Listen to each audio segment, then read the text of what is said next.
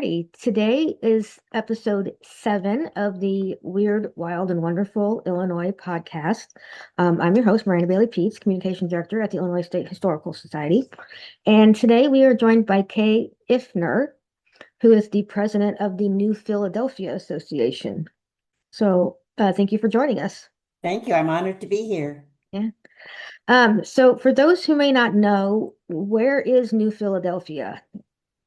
New Philadelphia is in west central Illinois. It's actually in Pike County, Illinois, which is the furthest west county in the state. Mm-hmm. We are about 25 miles maybe from Hannibal, Missouri, just east of Quincy and straight west of Springfield, Illinois. Okay. And what can you tell me about the history of New Philadelphia? What makes New Philadelphia special? Well, New Philadelphia is one of the newest members of the National Park System. We were made a member of the National Park System in December of 2022. And there are a number of things that make it special, but it is the first town in the United States legally platted and registered by an African American before the Civil War. So that's one of the distinctions of it, one of the aspects that added it to the National Park System. It's also an incredible story of dedication, commitment to freedom by the founders. What makes it significant about the founding is that it was not only the first African American, but Frank McWhorter, who with his wife Lucy founded the town, was formerly enslaved and worked very hard to purchase his own freedom, that of his wife, and then about 16 total family members. So it's an incredible story of perseverance and love and dedication to the aspects of freedom. Oh, fantastic. So you already mentioned him at once, but what can you tell us about Free Frank, as So he was Free known? Frank McWhorter was born in 1777, which is kind of significant. A year before the birth of the United States was the birth of our hero, Frank McWhorter. He was an enslaved person in South Carolina, and his enslaver allowed him to earn extra money by doing odd jobs, and he used that money to purchase freedom for his family. In Kentucky, the McWhorter family, his father's name was George McWhorter, spelt differently. It had an H in it. And it is widely agreed that Mr. McWhorter was Frank's father. So Mr. McWhorter moved the family to Kentucky in, I don't remember exactly the date, but it was there that he met Lucy, who was an enslaved woman on another farm. They married and started a family. And so by earning money for various odd jobs, he was a laborer. He was apparently a good carpenter, but he also at one point started his own saltpeter mining operation. And saltpeter is one of the ingredients that is used in gunpowder. And of course, being on the War of 1812, there was a big need for gunpowder. So it was a very lucrative business for him.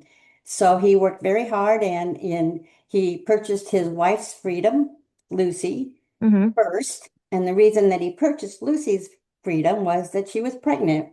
And according to the laws of the country, that way the baby would, and other babies, other family members, other children would be born free. So it was very important to him that his children be born free. So he bought her first. It cost about $800 back then, which is a lot of money. Yeah. And then 2 years later, he had earned enough additional money to purchase his own freedom. And he went on to buy other children's freedom. So an incredible story. Once he was free, then he purchased land here in Illinois, in Pike County, Illinois. It was part of the military tract program. He bought it sight unseen. And in 1830, then packed up his family and moved them to Illinois, to the wilderness, or to the prairies of Illinois. In 1836, then he set aside 42 to 60 acres. It's kind of, depends on the source of the information, but he set aside enough land to actually plat out this town. Mm-hmm. And he platted it out into 144 lots and proceeded to sell the lots to both white and black settlers, and using the money to purchase additional family members out of bondage. So it's quite an incredible story. Um, the title of the podcast is Wild and Wonderful Things, right? So Yeah. what's wonderful is that by selling the lots to both black and white settlers, it was an interracial town. Mm-hmm. People lived side by side. They went to church together. They socialized together. Eventually, there was actually a school. So it was kind of an interesting phenomena Mm-hmm. on the frontier back then, to have Black people and white people living harmoniously in the same settlement. Yeah. And so, how long was Free Frank in New Philadelphia, and how long did the town last? Well, he was there. He died in 1854, so he was there his entire life. The town prospered really early on, until it was uh, bypassed by a railroad. Okay. It was a very thriving little town, a hub of commerce, a Mm-hmm. lot of agricultural business. There were shoemakers. There were lots of businesses, and it actually did quite well until like I said, the railroad bypassed the town, and then it started to kind of dwindle after that. People moved on. Mm-hmm. There with the railroad bypassing the town, there were fewer jobs. So a lot of people, both black and white, moved west Mm-hmm. in search of jobs, and moved in other communities where, especially the ones where the railroad passed through, Yeah. had more jobs. There was actually, a mill in Barry, Illinois. We're 3 miles east of Barry, Illinois, and there was Okay. a mill there. There were more jobs in Barry, Illinois, so a lot of people moved to Barry. Mm-hmm. So I'd say the town actually, by the late 19th century, it started to dwindle. The community, there was a settlement there after that, even though the town itself was unincorporated. Mm-hmm. There was a community there for probably into the 1950s, so a settlement area. But Yeah. eventually, the town um, went back to prairie. Mm-hmm. The prairie reclaimed it. And right now, there's no above the ground evidence of a town there. Okay. Uh, So, that would be my next question then. So, what does it look like now? well, right now it's a field, and there's a kiosk that we have built there, and there's wayside exhibits, uh, storyboards around the Mm-hmm. exhibit. But the another very interesting aspect of New Philadelphia is that the importance of archaeology and research to actually learn about the town. Mm-hmm. What happened, as I said, the town got reclaimed back into prairie. It was just farmland, but the memory of it never died. Right. There were still residents, descendants in the area, and they kept the memory of New Philadelphia alive. In the early 1960s, some local residents put up a wooden sign commemorating where the town had been, and also a really brief history. But in probably the early 1900s or 1990s, Highway 72, for those of you who are in Illinois, was Mm-hmm. planned and under construction, and it threatened the location of New Philadelphia. And so at that point, a very large scale archaeology project was initiated. That was a cooperative effort of the Illinois State Museum, the University of Illinois, Springfield, University of Maryland, Mm-hmm. just a lot of universities came together and decided it was important to do an archaeology study to determine the history of New Philadelphia, to Right. document the history of New Philadelphia. So Mm-hmm. they did what's called a walkover study, and they found thousands of records, artifacts that Mm-hmm. showed that both European Americans and Black Americans had lived there. Also, a lot of Native American artifacts were uncovered. And Mm-hmm. based on that, it was enough to get funding for a large-scale archaeology study, which was actually founded by the it's a very long name. So I'm gonna make sure I get it right. The National Science Foundation Research Experience for Undergraduates.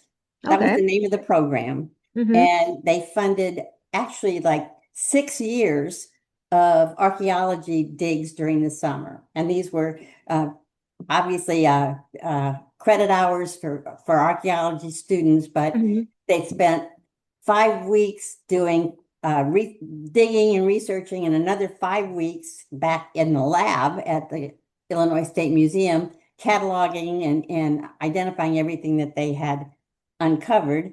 And they did that, as I said, for 6 summers. So and based on that, there was enough, and they also conducted oral histories of local residents Mm-hmm. and descendants. And based on all that research, it was enough to get New Philadelphia added to the National Register of Historic Places, Mm-hmm. which is quite an accomplishment. Right. Yeah. So anyway, that started the whole background steps to get us being part of the National Park Service. Now, even prior to that, and this is kind of an interesting aspect of the story, Mm-hmm. Frank McWhorter's great-great-granddaughter, a Mm-hmm. woman named Juliet Walker, who was doing her PhD work, and she did her PhD thesis on Free Frank and the story of New Philadelphia, and Mm-hmm. then went on to write a book about New Philadelphia in called New Philadelphia. Oh, Frank McWhorter. Oh, I'm sorry, I'm not finding I wanted to get it perfect, but I'm not finding the name of the title. But she was able to get his gravesite Mm-hmm. listed on the National Register, and that was in Oh, wow. 1988. So that was a major thing too. Mm-hmm. So New Philadelphia was added to the National Register of Historic Places, and then it was named a national landmark. And then in 2013, based on the oral histories and the research, it was added to the National Park Service's Network to Freedom, uh, Underground Railroad program. Mm-hmm. So that was exciting. So Yeah. anyway, it's quite a story. Yeah. And then you said it became a National Park Service site then in And yeah, 2022? in 2022, based on several acts of Congress, but yeah, President Biden then signed it uh, as the New Philadelphia National Historic Site is the official name for it. So So as the now that it's an NPS site, what does the New Philadelphia Association uh do continue with? to do. Yeah. Yeah. So we have stewarded the site from the very beginning. The New Mm-hmm. Philadelphia Association was formed back in 1996 to protect the site, to save the site from the encroachment, not encroachment, but the progress of the Mm-hmm. I-72 construction of the highway. So we were formed back then. We became a 501c3 organization a year or two later, and we have been working since the very beginning to develop the site, protect the site. The kiosk that's there has been built by New Philadelphia Association. Everything Mm-hmm. has been a grassroots, volunteer-driven, including fundraising to have everything that's there available for Mm-hmm. the public. Right, the transition time to be totally assimilated into the National Park Service is very long. Mm-hmm. And so they actually consider, according to the Park Service, park in its infancy for about 10 years. So Mm-hmm. our job is very far from over. Right. We still are in the process of turning over the land that we own Mm-hmm. to the National Park Service. So we're still responsible in handling the maintenance and the promotion of that. Plus, we're in the process, when the legislative boundary was put together for the National Park Service legislation, it includes land that we don't own yet. And Mm-hmm. so we're in the process of trying to fundraise and acquire all the property that's within the boundaries that have specified as important to Hmm. turn over to the National Park Service. So we've got a lot of work yet to do. And we cooperate with the Park Service as much as we can. We have a good relationship with their Hmm. interpretive rangers, and we're happy to, have all the stuff they have in the pipeline. But until we are fully incorporated into the National Park Service, which still could be a couple years, Hmm. our work is still very, very vital to the Yeah. organization. So we're all volunteer. We have a board of about 30 people. We have 6 or 7 very active working committees that are, Hmm. doing everything from additional research on family members and descendants to communications to, just fundraising. We have a lot of people rolling up their sleeves and getting stuff done Hmm. on committees. So, So, speaking of New Philadelphia as a site, what would be like, is there any kind of myths going around or misconceptions about it that, that people tend to still believe about the area that just aren't true, or, things like that that, we really need to lay rest? well, one of the misconceptions is that New Philadelphia was an all-black town. Hmm. And we are very proud of the fact that it was founded by African Americans, especially based on the fact how, that they were formerly enslaved, and Hmm. it was quite an accomplishment. But there were white people and black people, European Americans, black people working and living side by side. And Hmm. that there were probably more white inhabitants of New Philadelphia than there were black. Hmm. Which if you consider the time, this is Yeah. 25 years before the Civil War, the fact that people were living so harmoniously Hmm. is quite an accomplishment. But a lot of towns, a lot of people think of us that we were an all-black town, and Hmm. that's simply not the case. So, So yeah, it even makes it, I think, more incredible that it was an interracial town as opposed to just being an all-black town. oh, I think so. But I think it's, and it's a lot of uh, towns that have their history based on slavery. hmm. It's all negative, and Hmm. obviously slavery, was a horrible thing that the McWhorter family had to deal with. But the fact that we have a kind of a positive out uh, enslavement story Yeah. is important, I think. So. So you mentioned that one of his great granddaughters, I believe, has written a book. Are there many descendants of the town and of the McWhorters that are still active there? Oh, yes, exactly. So, Dr. Walker, wrote the book on one of the early books Hmm. on Frank McWhorter and his wife Lucy. There have been a number of scholarly works on New Philadelphia. The most recent book is the 2018 book, just simply called New Philadelphia, by Hmm. Gerald McWhorter, who is the great great grandson Hmm. of Free Frank and Free Lucy, uh, Dr. Walker's cousin, or yeah, cousin, Uh-huh. and both he and his wife Kate Williams McWhorter are very, very active in New Philadelphia still. Dr. Walker doesn't live locally, and Yeah. she's still obviously devoted to the family history, but Gerald and his wife Kate have been very, very active in New Philadelphia. He currently serves as vice president of our board of directors. Hmm. Kate Williams McWhorter is our secretary. So, and there are a lot of McWhorter descendants, and they are connecting. They're continuing to connect. Hmm. We have several members on the board of directors that are other family members of the McWhorters. I think the last one I saw in terms of the lineage was a seventh generation Oh, wow. McWhorter who is keeping in contact with us and involved. So that's pretty amazing. Yeah. And of course, they want to reach out as a family to other McWhorter descendants. I'm sure there are thousands of them. Hmm. So, Yeah. It's not the other thing that's interesting about New Philadelphia. We talk a lot about Free Frank and Free Lucy because they were incredible people, Yeah. but there are also a lot of other descendants that lived there in New Philadelphia Hmm. that we are in the process. Our Education and Research Committee is in the process of continuing to research those families as well.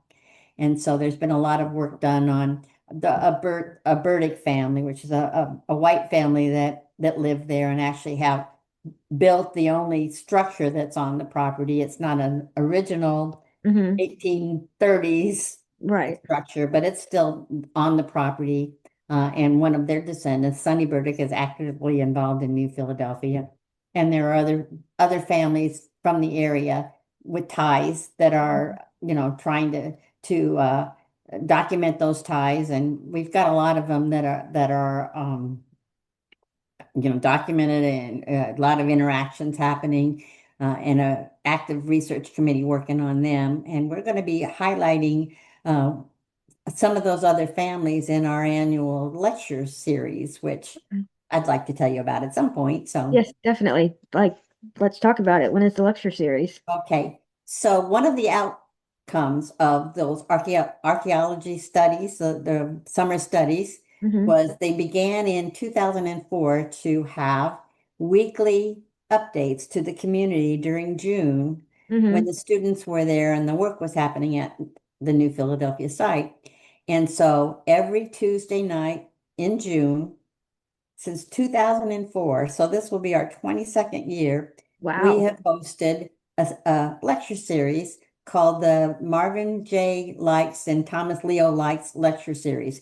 And Hmm. those two gentlemen were surveyors who were very actively involved way back when they were surveying the property in Hmm. order to lay out the scope of the archaeology studies and that kind of stuff. So that's Right. how long it's been taking place. We call it the Likes Lecture Series now, Mhm. and they happen every Tuesday night up until COVID. They were actually Hmm. held in person at a lodge in the Barry area called Sprague's Kinderhook Lodge, and we would invite the public in.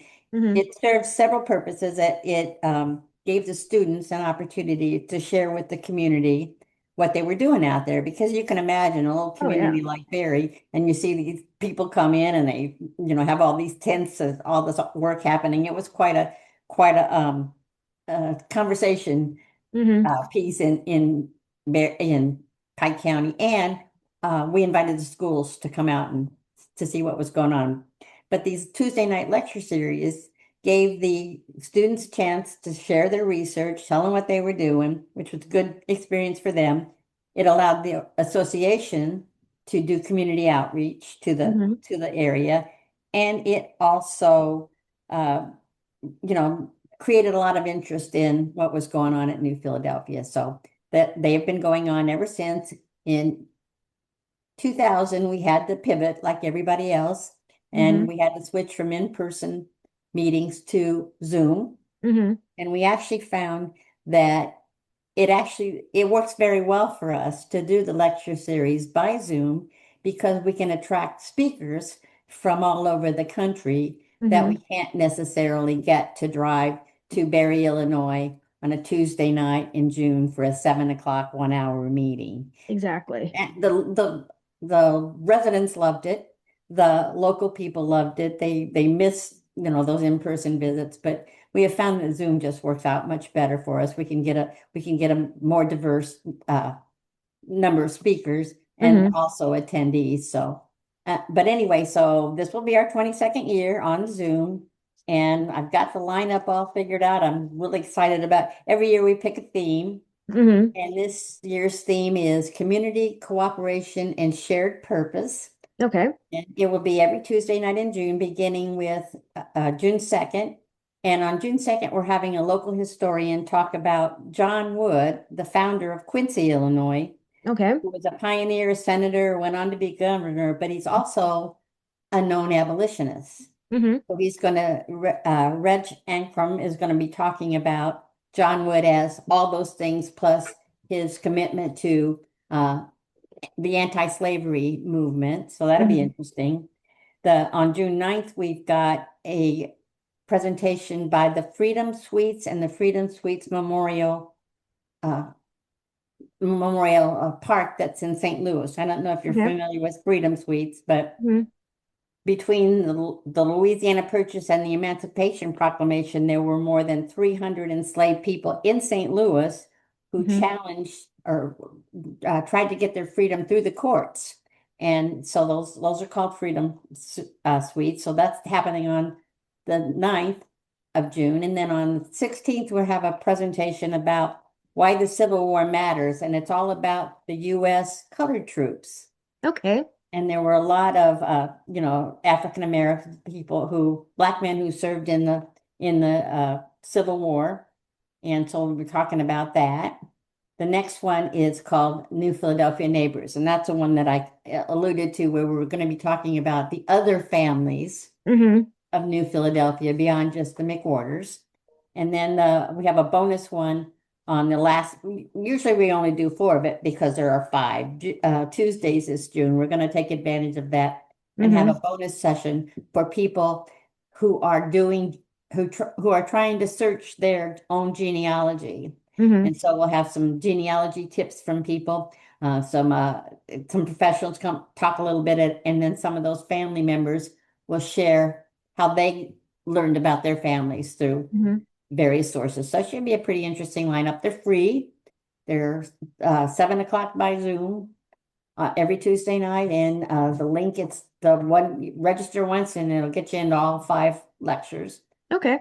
And They, easy to they, find that link on the New Philadelphia website. I was about to ask what's the Okay. website where they can go Yeah. to sign up? That's it. It's newphiladelphiail.org. Fantastic. Okay. And so kind of going back to the history of New Philadelphia, um, just so people can kind of get an idea of, how big of the town was it? Was it, a normal like small Illinois town, or are we talking, it was comparable to Barry at the time, or we're looking at something that was more like Springfield size? Well, the total residents, the high end of the resident, it's, and census information was really difficult way back then, but Hmm. the highest number that we've seen reported was 160 people. Okay. So it was definitely not the size of Springfield. Hmm. Before the railroad got bypassed, it was probably the size of Barry, but it Yeah. was a small town. Yeah. But what made it significant were the businesses that were there. Hmm. I said, what businesses were there? Well, and this is an interesting, kind of weird, wonderful fact. There were 2 shoemakers for a town of Wow. that small. Yeah. There was a blacksmith, there was uh, a dry goods store, there was a little grocery store there. But the fact that there were 2 shoemakers Hmm. is one of the supporting factors for it being a stop on the Underground Railroad, because Hmm. there's no way in the world that few number of permanent residents needed shoes. But the family story uh, by the McWhorter family is, if you could get to New Philadelphia, you could get a new pair of shoes, Hmm. a horse, and one of the McWhorter boys would get you north. Okay. So that's one of the family family history stories, to collaborate the fact that it was a stop on the Underground Railroad. So that's in our, when we talk about New Philadelphia, the fact that we had 2 shoemakers is a pretty significant fact. Yeah, I don't think many people would have known Yeah, the that connection. the connection there. Yeah. Mhm. Yeah, So yeah, that's actually kind of fascinating that shoes were such a, a big nowadays thing. we have so many shoes in our closet. Exactly. Then there's some other, interesting things. Frank McWhorter, being an enslaved person, didn't have a last name. He Hmm. kind of wore the name of his owner, who was, like I said, was his father, and that name was spelled Whorter. Hmm. McWhorter. It had an H in it. So when Frank purchased his property and platted out the town, he wanted to make sure that he protected it from people Hmm. coming from outside the area to try to claim his land. And legally, he wanted to have a last name. So he Yeah. actually petitioned the Congress to get a last name, and Hmm. it's actually called the McWhorter Law. At Okay. least we call it the McWhorter Law, where he actually petitioned the Illinois legislature to grant him a last name. He Hmm. dropped the H to distinguish himself, and so the name of the current the name of Frank after that was WHOR or WORTER, not without the H. So, Hmm. but that legislation was very, very important. It gave him a last name and it gave him the right to own land, which Okay. was very important to him. And I mean, that's kind of a example of how smart and industrious and entrepreneurial he was, Hmm. because he thought to do all those things, and he couldn't read or write, so he had to have help from other people to get all Hmm. that done. So, kind of an Yeah, amazing story. that's really incredible, the fact that he can't read or write, but now he's getting legislation passed. Right. Now, did that legislation then give everyone the right to a last name and to own property, or just him? I think it was fairly specific to him, but it probably, set a precedent. Yeah, definitely set a precedent. Yeah. So that's fantastic. Yeah. Um, So, also, he had a son who was also industrious and entrepreneurial, who owns a patent for a sorghum processing device. To, okay. back then, they were trying to get away from Southern sugar Hmm. because of the use of slave labor in the South. So sorghum was used to create sugar, and Solomon McWhorter came up with an invention that made that processing um, easier, and he owns a patent for that, which is one of the first patents by an African American. Okay, that's been, So yeah, it seems like there's a lot of firsts happening at New Philadelphia yes, there was definitely. that. So, are there any other firsts that you can think of that people may not know about? I Oh, there are probably hundreds of them, but we did have people that fought in the Civil War. They had to uh, they had to go out of town to enlist because there was no place, for Black people to enlist in Pike County. But Hmm. um, every year we celebrate the founding of the town. It Hmm. was on September 13th, 190 years ago this year. So we'll be celebrating the 190th anniversary of the founding of New Philadelphia in September. And we have a day, we call it Free Frank Freedom Day, that we have Hmm. in September to commemorate the founding of the town and the story of Frank and Lucy McWhorter. So that'll be coming up. And we're tying it to, of course, this is the 250th Hmm.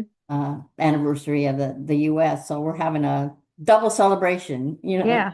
250th and 190th. So we're pretty excited about. We're still working on the details of what that celebration is going to look like, Hmm. but we'll have something going on in the special. We always do every September.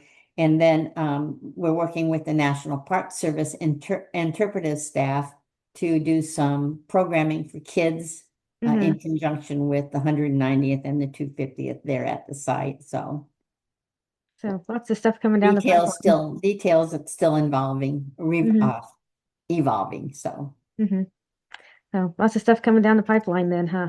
yes, we do. And of course, we're continuing to, our big thing right now is to do some fundraising in order to purchase land. There's some property owned by private owned landowners in the area Hmm. that the the National Park Service can't buy land. Yeah. So we're buying it and then giving it or turning it over to them. And so we've got a pretty significant fundraising plan to try to take care of those last acquisitions so that Hmm. New Philadelphia or the Park Service will have everything they need in order to finalize the transition and take over the property totally.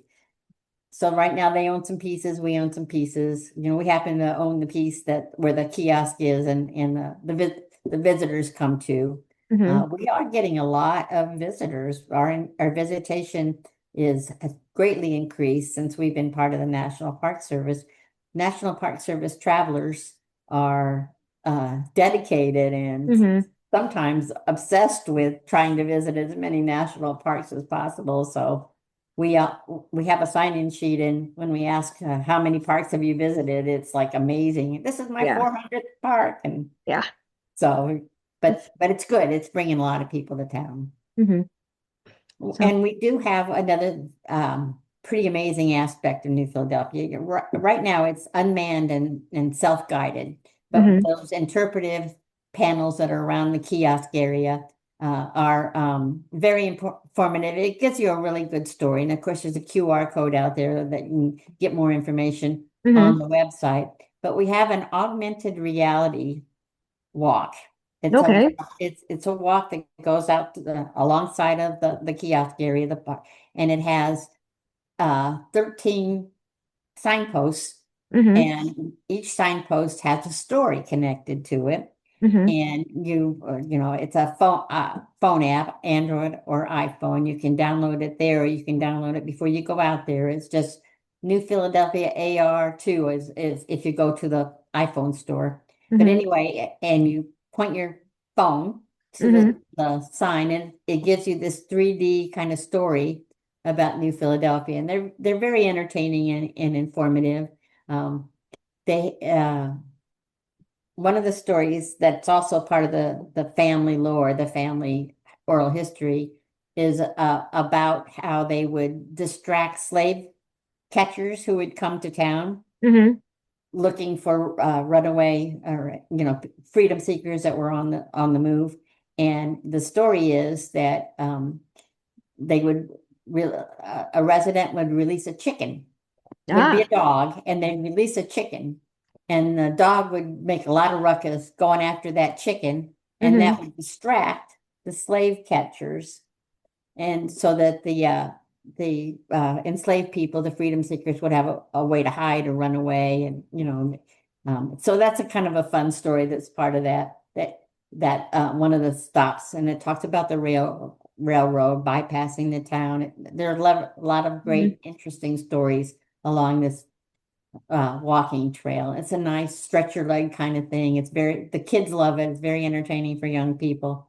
And it tells a lot about New Philadelphia without having to have somebody there explaining it. So, Exactly. and it was ahead of its time. It's been Hmm. there probably 15, 10 years at least. Okay. Wow. Yeah. Yeah, it was ahead of its time, and it's been upgraded a few times. So, Yeah.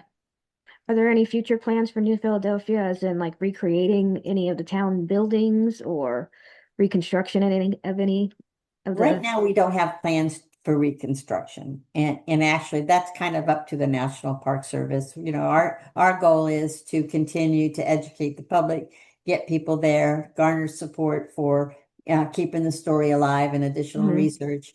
But that's really kind of up to the Park Service. And there's a lot of pros and cons about whether or not those recreations um, are as effective as you might think. So Yeah. right now, I do need to warn people. We do hope you go out there. We can talk about it all we want, but it's for some reason there's something kind of spiritual Hmm. about the site itself when you get there. It sits kind of on a hill. There's always a breeze, but you look out over the prairie and you find yourself wondering, how in the world did these people do this? Hmm. Because it's rural, it's kind of remote, and there's roads. How did they do this with no roads? Yeah. And it's very inspiring when you're just sitting out there, by yourself reflecting. So we really encourage that. Um, and just take the time to visit. But if you do, you need to plan because it's still a work in progress. Hmm. There's electricity, there's Wi-Fi. I mean, we get a lot of people that stop in just, check use their Wi-Fi real quick, but Hmm. there's no amenities, there's not a visitor center yet. And there's no restrooms, but it's open, anytime during the day. Yeah.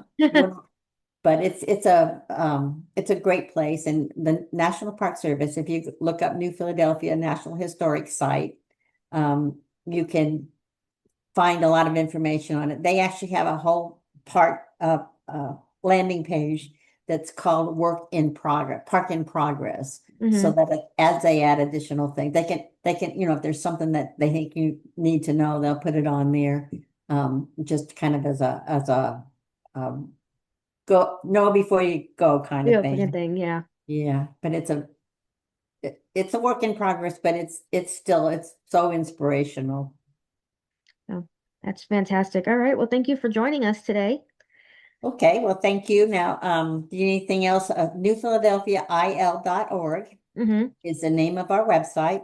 You can find information there. You'll find the schedule for Free from Freedom Day once we get it all ironed out. Anything that the Park Service has going on this summer, because they're working on some summer programming for kids. Mm-hmm. And then the Likes Lecture Series will be there with the link. Again, free and open to the public every Tuesday night in June at 7 o'clock.